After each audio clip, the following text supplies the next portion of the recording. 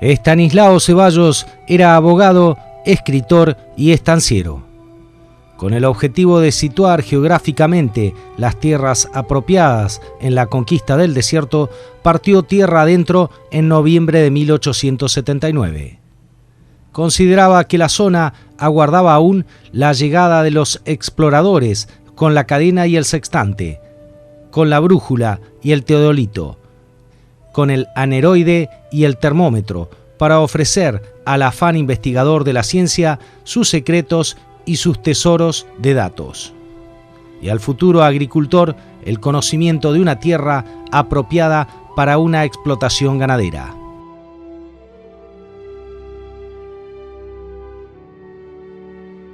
Lo acompañaban en el viaje instrumentos de medición, un equipo de fotografía portátil y conocimientos de ingeniería de la juventud. Así, al término de cada jornada, los libros de viaje recogían impresiones y detalles físicos del terreno, observaciones meteorológicas, mensuras, marchas y un registro topográfico de todos los accidentes observados. Acompañaba a esta información un libro de paisajes tomado fotográficamente o a lápiz y otro de correspondencia. Ceballos consideraba que la operación de mensura exigía el mayor cuidado.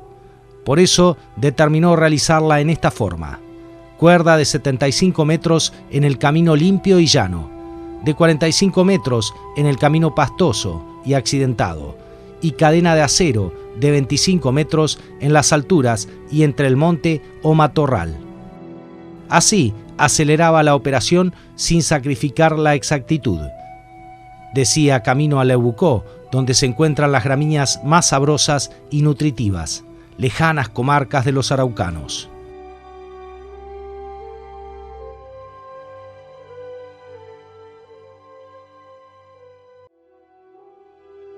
Para las poblaciones originarias, el agrimensor era un ser de mal augurio.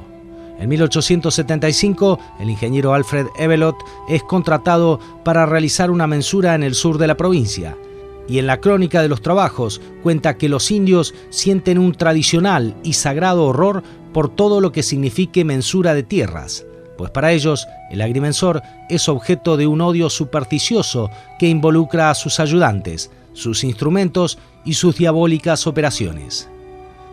Siempre los han visto preceder al colono. Todo campo donde el agrimensor aparece es perdido para los indios, pues ya no serán libres y dueños de cabalgar persiguiendo al guanaco y al avestruz.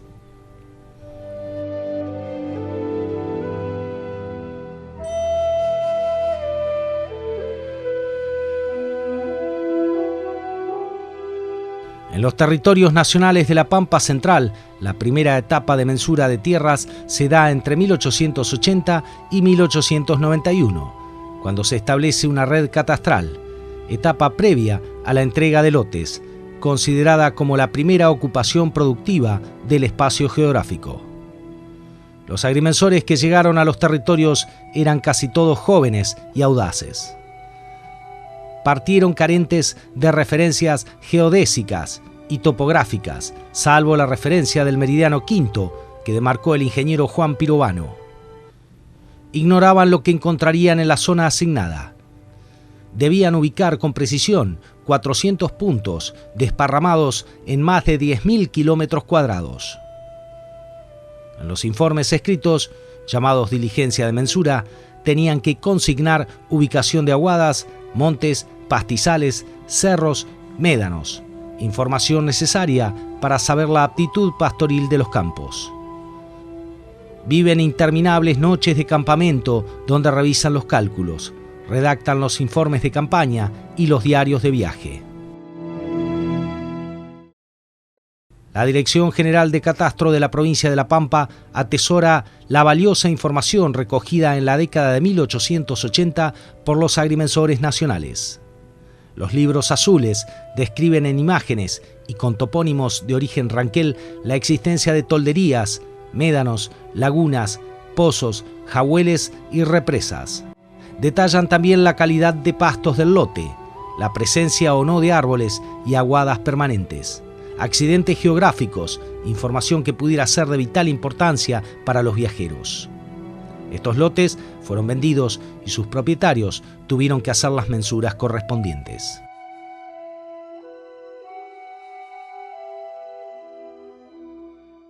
El plano de la Pampa Central de los agrimensores Alfredo Tam y Castellanos fue elaborado en 1902 y muestra nítidamente las incipientes localidades, las vías de comunicación, los primeros propietarios y los topónimos que aún se conservaban por aquellas épocas.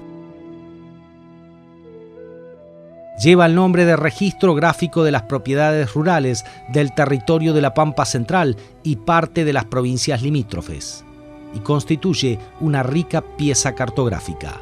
Ellos iban haciendo un relevamiento gráfico, que iban haciendo un croquis y iban relatando, digamos, todo lo que iban viendo. Entonces en esos libros está toda la historia, digamos, de lo que ellos iban caminando en ese momento en la provincia. Está puesto ahí, está todo un relato. Vos si lo mirás página por página te encontrás con un escrito, un manuscrito, con croquis de los lotes, y está cubierto todo lo que hicieron toda la provincia de La Pampa, la actual hoy provincia de La Pampa. En ese momento ellos salían de lo que es el meridiano quinto, que es el límite de provincia de Buenos Aires con La Pampa, y lo que era el paralelo de 35, que es lo que hoy nosotros nos divide con Córdoba y que en esa época dividía también con San Luis. Entonces está todo ese sector para abajo. Estamos hablando de territorios nacionales, todavía La Pampa recién se hizo provincia 70 años después.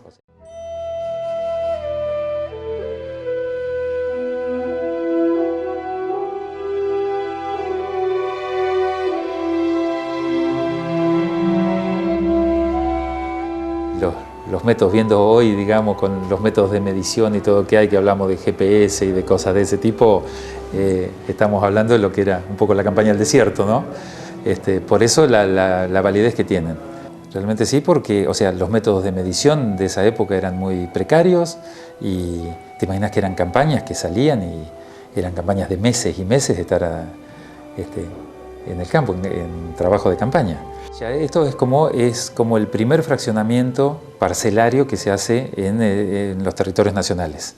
Después, mucho más acá, tenemos ya lo que es dentro de esos lotes, que hoy los tenemos. O sea, esa nomenclatura que yo te decía, de sección, fracción y lote, el lote es el fraccionamiento más chico, digamos que es 10 kilómetros por 10 kilómetros.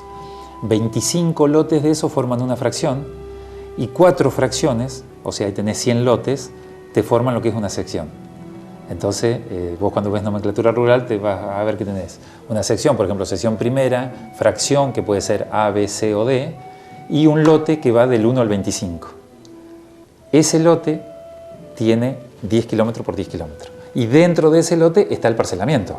Te vas a encontrar con parcelas que en rural, nosotros por la subdivisión que tenemos por las unidades económicas, varían de 250 hectáreas en la zona norte, en la zona de Alvear, a 5.000 hectáreas en la zona de Puelén, digamos, del oeste de la provincia.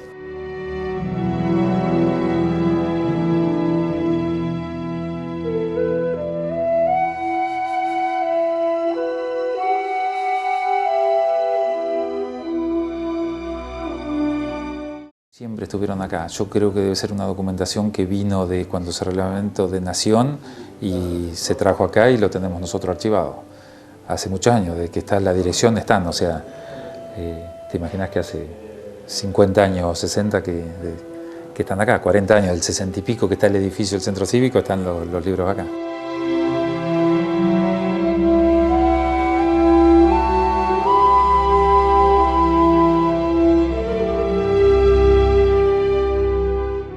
Y generalmente fuente de consulta para los estudiosos de la universidad o gente historiadores o gente que quiere ver algo, inclusive por ahí se ha usado hasta la misma gente por los recursos naturales, cómo ha ido cambiando el monte y eso aquí en La Pampa, y se han hecho consultas para ver cómo estaba en esa época, en el 1800 y pico, y cómo está ahora, porque por ahí surgen esas diferencias leyendo ahí los libros azules, sí.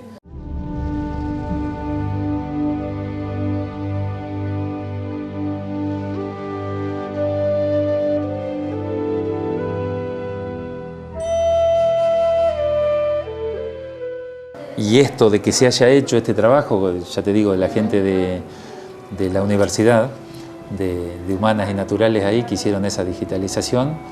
Lo hicieron con el apoyo de Recursos Naturales y bueno, y nuestro acá de la dirección, que es donde están los libros, porque vinieron a trabajar acá, hicieron todo sacaron fotografías que las pasaron inclusive a la máquina, a la computadora, para poder después sacar, y es un material que, bueno, es muy importante. No sé si fue el año pasado, el anteaño pasado, sí, es bastante nuevo. Y nosotros lo tenemos subido, por ahí si les interesa, está en la página de Catastro, www.catastro.lapampa.gov.ar. En la página, entrando a cartografía, está titulado como mensuras originales, una cosa así, podés entrar y verlo.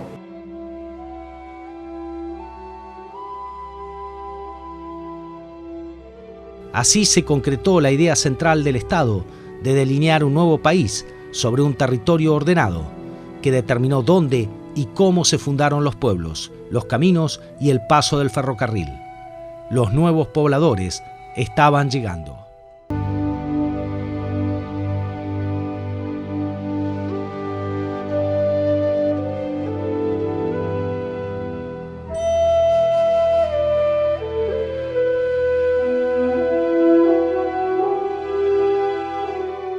Sobre la llanura casi desprovista de relieve, sin más límite natural que la distancia, se instalan las primeras poblaciones aborígenes.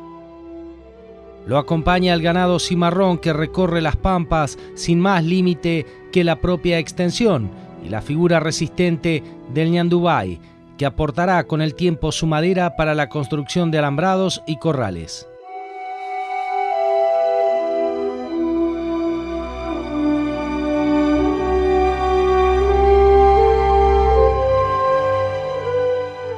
Con la conquista del desierto llegan nuevos pobladores y con ellos un cambio importante en el uso de la tierra.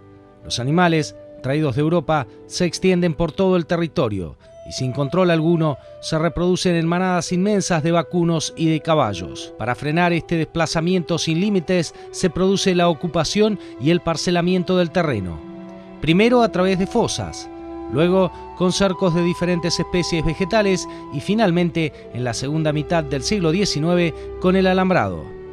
Junto con el molino y el monte, que acompaña la casa principal, cambiarán definitivamente el paisaje pampeano.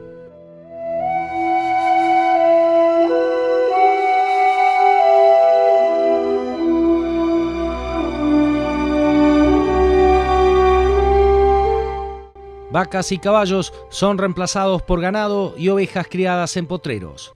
Se introduce la tecnificación del campo, aparecen tambos y galpones de esquila y el cultivo del trigo hasta alcanzar niveles que por muchos años mantuvieron vigente la leyenda de que la Argentina era el granero del mundo.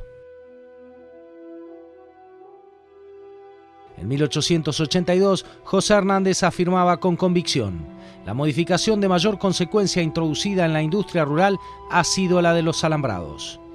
A lo que Domingo Faustino Sarmiento agregaba: antes del alambrado podía decirse, todo el país es camino. Lo que les propongo viene del sentido común de los agricultores del mundo. Cerquen, no sean bárbaros. Cercar, alambrar, es ser civilizado.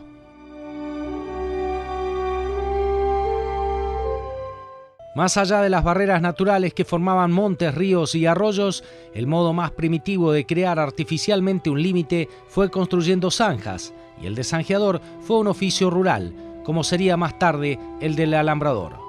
El afianzamiento en el uso del alambrado permitió delimitar las propiedades, parcelar en potreros las grandes extensiones, facilitar la cruza de haciendas criollas con reproductores seleccionados, mejorar la calidad de las pasturas y el cultivo de los campos.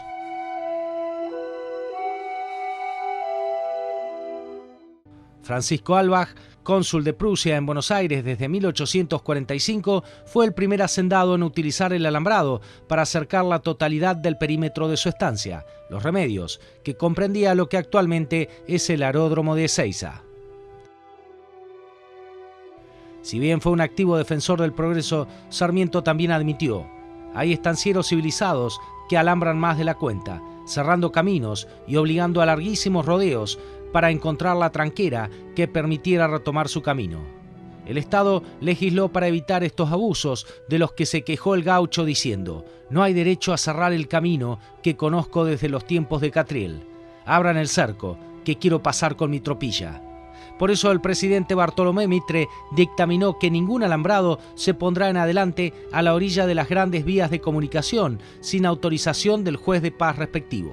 En 1862 se estableció que quienes querían alambrar sus campos debían pedir permiso a la municipalidad del partido correspondiente. Fue una etapa en la Argentina que tuvo un auge tremendo a partir del siglo XX, principio del siglo XX, anterior también, pero el auge lo tuvo después en el XX. Por supuesto, en esta zona, después de la conquista del desierto, de la llamada conquista del desierto, donde se incorporaron tantas tierras a la producción agrícola-ganadera del país, ahí empezaron a aparecer los campos abiertos, sin alambrado. Y el alambrado, hoy a veces se lo mira con aire peyorativo, como que es un cerramiento, como que produce el oscurantismo. Eso ideológicamente se puede explicar desde lo ideológico, vinculado sí, justamente a lo mejor al oscurantismo político, pero el alambrado es un instrumento que sirvió para demarcar y establecer, darle a cada uno el dominio, la propiedad del dominio, las propiedades, el ser dueño de las cosas que era dueño, y dónde estaban los límites. Mientras no apareció el alambrado, los conflictos que hubo en la historia fueron tremendamente graves, numerosos, y algunos de consecuencias fatales, porque no había cómo. El alambrado primero empezó con zanjas, después empezó con cercos, y después vino en 1845 el primer alambrado de un tal Newton en la provincia de Buenos Aires, en la bahía de San Borondón, y a partir de ahí el alambrado ayudó al desarrollo orgánico, ordenado, de la ganadería y la agricultura, porque estableció los límites. El gaucho, que amaba la anchura de la pampa, se negó a alambrar por ser una tarea de a pie. Por eso, con las primeras inmigraciones surgieron los vascos alambradores. Algunos iniciaron sus fortunas con este trabajo. No solo eso, hay quienes afirman que muchos gauchos usaron las boinas que trajeron aquellos vascos, a cambio de chambergos o sombreros de corazón de potro. En cualquier caso, los alambrados vinieron a ponerle precio a la distancia que reinaba en la pampa. En adelante ya no sería esta la llanura inacabable, donde se podía cabalgar durante días sin encontrar otro obstáculo que el cielo por encima de la cabeza.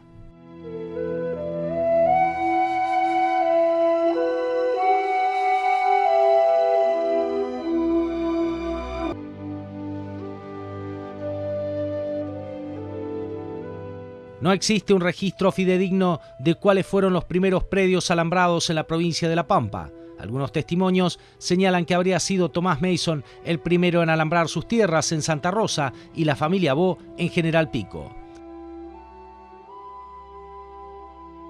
Los medios nacionales reflejaron el sacrificio para poblar La Pampa y los beneficios del alambrado para el enorme desierto que en pocos años se convirtió en el granero del mundo. Así, Juan Carlos Casas escribió en la prensa: «Es hora ya de que este tema del sacrificio sea corregido y que la verdad se imponga. El alambrado fue el verdadero responsable del poblamiento del campo argentino».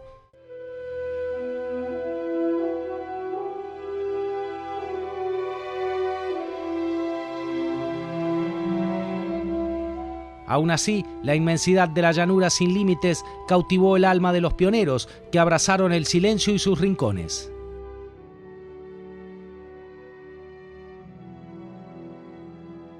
¿Qué es la Pampa?, se pregunta en 1882 José Pedro Luro, uno de los más activos impulsores de la ocupación del territorio pampeano.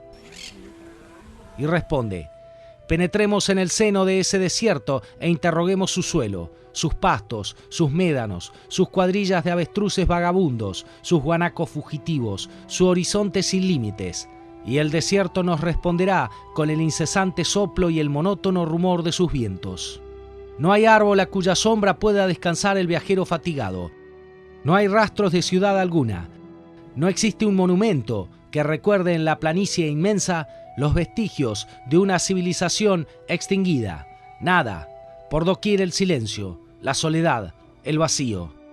Pero, ¿qué poesía en esa región salvaje, Cuánta majestad en ese silencio aterrador. Qué grandeza en sus admirables matices.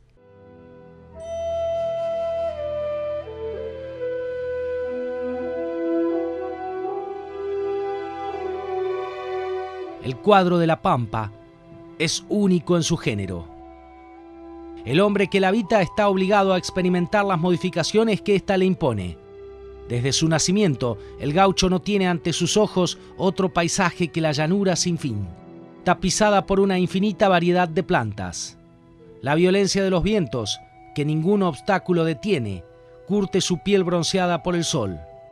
Es que posando el pie en la pampa, se siente uno sumergido en plena potencia de la naturaleza. El hombre trata de ponerse a nivel de cuanto lo rodea, aspiración innata del alma que tiende siempre a esa unión sublime que es la eterna armonía de la creación.